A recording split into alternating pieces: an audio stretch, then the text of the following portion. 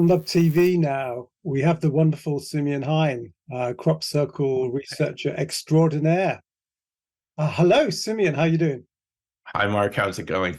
I know you've been involved, obviously, with Crop Circle research for quite a long time. Uh, I mean, a simple question, I guess. Are crop circles real, or because it was touted that some of them were a hoax, but I assume that's not the case. So what's your thoughts on crop circles?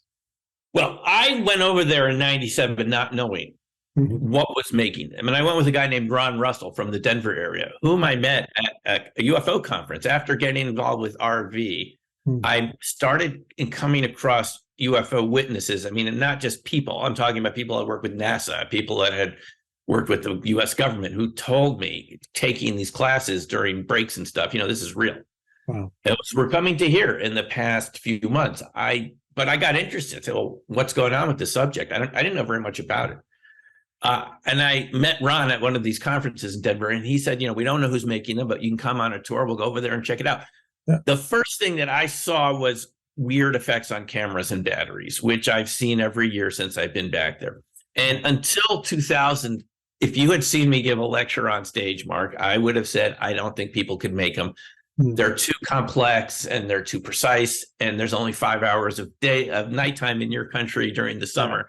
You can't do it. Until we met a circle making group that literally had seen me give this lecture. And they said, Simeon, and they offered this to Ron too, but he declined. Would you like to see us make one?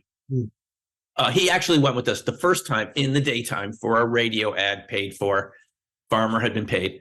And we said, well, they can do something. We weren't sure if they could do it at night. And then another group said, well, would you like to see us make one at night? And I wrote about this in my book, Opening Minds. Yeah.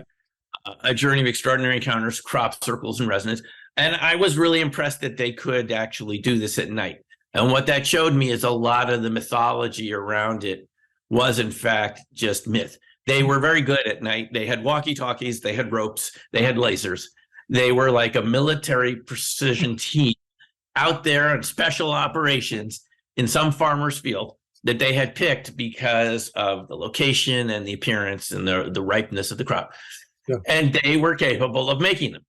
And the big surprise was when we looked back at the ones that these teams had made, and we discovered multiple teams, we realized our cameras and batteries were failing in some of the man-made ones, even though we couldn't determine all of them, the origin. Now, you're in Hertfordshire, so we have to say there is a long history of crop circles before I met human circle makers, and long before they started going on the stage, and Doug and Dave, the two guys from who did make them. Yeah. But even before they arrived, there's a book, Colin Wilson's book, The Secret History of Crop Circles, which I don't know if it's in print. I think it is in print again. It goes back quite a ways. And I've spoken with who've seen discs come over fields, what we would call UFOs, and affect meadows and things. So I think there is a relationship between UFOs and crop circles.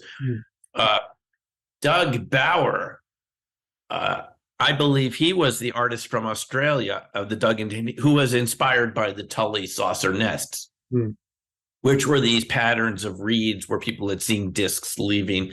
So there is a definite UFO connection, but people did make them. And my feeling about them is they're not hoaxes for the most part, the ones that people do. They're not done as a joke. What the teams that I met, and again, I wrote about this in Opening Minds, they called it natural magic. They really felt that something special was happening when they made these. And now, all these years later, having been in them so many times and visited your country, it does seem that there are special properties of anything arranged in a vortex.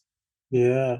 Pattern that affects space-time, affects electromagnetics. And so I think the subject's more complex than any of us thought.